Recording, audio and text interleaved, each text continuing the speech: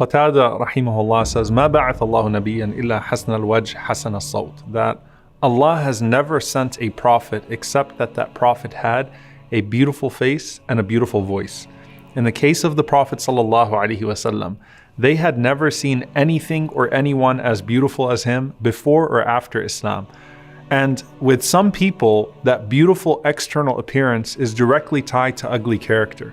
In the case of the Prophet ﷺ, as stunning and as beautiful as his appearance was, his character, for which Allah praised him, was even more beautiful.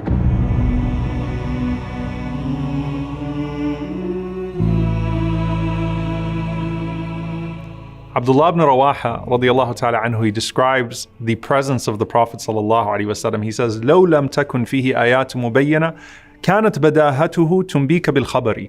That if the Prophet sallallahu alaihi wasallam had nothing but his presence, if he didn't recite anything, if he didn't say anything, you would look at him and you would already know that there was something divinely beautiful about him.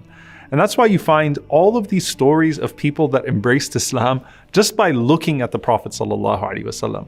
Abdullah ibn Salam radiyallahu ta'ala anhu, who was the chief rabbi of Medina before the Prophet sallallahu alaihi wasallam arrived, when he went out to see the Prophet sallallahu alaihi wasallam, before he said a single word, he said, "I looked at his face and I knew that this face, laysa biwajhi kadhab." This is not the face of a liar. The Prophet ﷺ is described in the Shama'il, in the books of description, from head to toe alayhi salatu wassalam. And one of the ways that he's frequently described is as being more beautiful than the moon. كان رسول الله صلى الله عليه وسلم فخما مفخما يتلألأ وجهه تلألؤ القمر ليلة البدر. The Prophet ﷺ had an awe-inspiring appearance. His face was more radiant, more beautiful than the full moon on the darkest night. And when you think of the desert and how amazing and awesome and awe-inspiring the full moon looks in the desert, and you think about this narration of Anas ibn Malik radiyallahu anhu, where he says that there was one night that I actually wanted to compare. I looked at the full moon and then I looked at the face of the Prophet sallallahu alaihi wasallam, and I asked myself which one is more radiant, and I came to the realization that the Prophet ﷺ's face was more radiant, was more beautiful than the full moon in the desert. And the full moon is not just beautiful, it's so captivating you can't look at anything else. As for everything else about him sallallahu alaihi wasallam, it was perfectly balanced. Remember, Allah Azza wa Jal describes Jibreel alayhi salam as coming to Maryam alayhi salam in the form of a perfectly symmetrical man, basharan sawiya. With the Prophet sallallahu alaihi wasallam, everything was perfectly set. He wasn't too tall, nor was he too short. His skin was not too light, nor was it too dark. He was azhar al-lawn. He had a bright skin color, but at the same time, the Prophet ﷺ was not pasty white. His face was not too round, nor was it too narrow, but it was closer to being round, sallallahu alaihi wasallam. Now, if you're looking at the Prophet sallallahu alaihi wasallam, and I want you to imagine standing in front of him, alayhi salatu wasalam, the first thing you're going to do is you're going to connect with his eyes, sallallahu alaihi wasallam. And Ma'bad radiyallahu anha says that the Prophet ﷺ's eyes had a perfect contrast. The black was exceedingly black in his eyes, and the white was exceedingly white. His eyelashes, alayhi salatu wasalam, were so long that it looked like they naturally had kuhul, they naturally had an eyeliner on them. And they were always moist from his tears, sallallahu alaihi wasallam.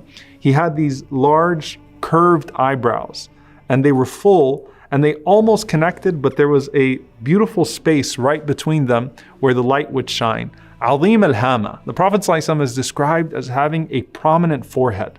And in his forehead, there was a vein that would only show when he became upset, sallallahu alaihi wasallam.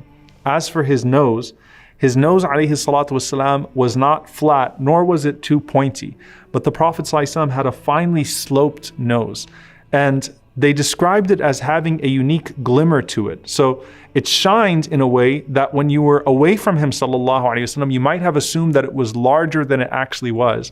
But when you came close to him, you realized that it was just the shine of his nose that made it so prominent. When he opened his mouth, sallallahu alaihi wasallam, you would notice his teeth, and they were perfectly set. Remember, he used to use the siwak at least 5 times a day. So his teeth, alayhi salatu wassalam, were described as white as hailstones, and they weren't clustered together. they were set in a way that there was a fine line between each of those teeth. And his mouth, alayhi salatu wassalam, was wide, and he's described as having a perfect articulation. His words were crisp. You could hear everything he said, sallallahu alayhi wasallam. And his voice was melodious, and it had a natural echo to it, sallallahu alayhi wasallam. And his hair, just like everything else, is perfectly in the middle. It wasn't too straight, nor was it too curly, but instead it was wavy hair. And the Prophet ﷺ would keep it sometimes to his earlobes, sometimes he would let it go all the way to his shoulders, ﷺ. And of course, in times of Hajj and Umrah, he would shave his head, ﷺ. He also had a dense, full beard, alayhi salatu wassalam. And the Prophet ﷺ used to comb his hair and he used to comb his beard. And they were fully black. And the Sahaba counted just between 14 and 20 gray hairs in his hair and his beard, sallallahu alaihi wasallam, at the time of his death. So he's 63 and he only had a few gray hairs, sallallahu alaihi wasallam, in his hair and his beard. And they said when he would use oil, sallallahu alaihi wasallam, you couldn't even see them. And when you could see them, they were concentrated right under his lips, sallallahu alaihi wasallam, and on his sideburns, alayhi salatu wassalam. Then you come down to his neck. And the Prophet ﷺ had an elegant long neck. They said it was like the neck of a gazelle, sallallahu alaihi wasallam. And then you looked at his shoulders. He had broad shoulders, sallallahu alaihi wasallam. He was strong arms, alayhi salatu wassalam. He had a strong chest. And even until the date of his death, his stomach never extended beyond his chest, sallallahu alaihi wasallam. So he maintained his weight, alayhi salatu wassalam, and he maintained his fitness. The Prophet ﷺ was not a hairy man. So other than his hair on his head and his beard, the Prophet ﷺ did not have much hair on the rest of his body. And he had a little bit of hair on his chest and a line that naturally ran down all the way to his navel, sallallahu alaihi wasallam. Then you come to his limbs. And the Prophet ﷺ is described as having well-defined big limbs. So he had big bones, big hands, big feet. He had large calves, sallallahu alaihi wasallam. And they said that his calves were perfectly round, and then he had absolutely no weight on his heels, alayhi salatu wassalam. And his lower body was so strong, sallallahu alaihi wasallam, that he used to be able to jump on a horse and a camel and mount it with absolutely no saddle because of the strength of his lower body. And that's why you'll find, subhanAllah, that Al-Hasan radiallahu ta'ala anhu is described as resembling the Prophet ﷺ in his upper body, meaning his beauty. Al-Husayn radiallahu ta'ala anhu is described as resembling the Prophet ﷺ in his lower body because of his strength. He was a warrior radiallahu ta'ala anhu, like his grandfather sallallahu alayhi wasallam. Despite that, Anas ibn Malik radiallahu ta'ala anhu says that his hands and his feet were smoother than silk, and water would slither right off of the hands and the feet of the Prophet sallallahu alaihi wasallam.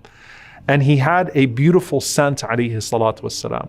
He would sweat perfume, sallallahu alaihi wasallam. When you smelled his sweat, it smelled good.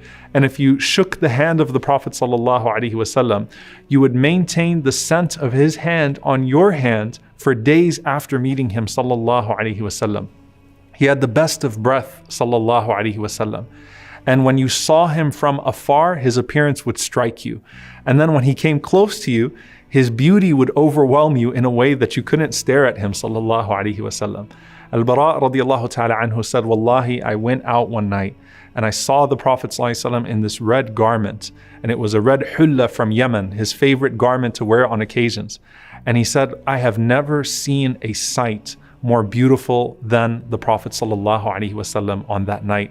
Abu Hurairah radiallahu ta'ala anhu said, when I saw the Prophet sallallahu alaihi wasallam, he was so perfectly set, it was as if he was molded in silver, sallallahu alaihi wasallam.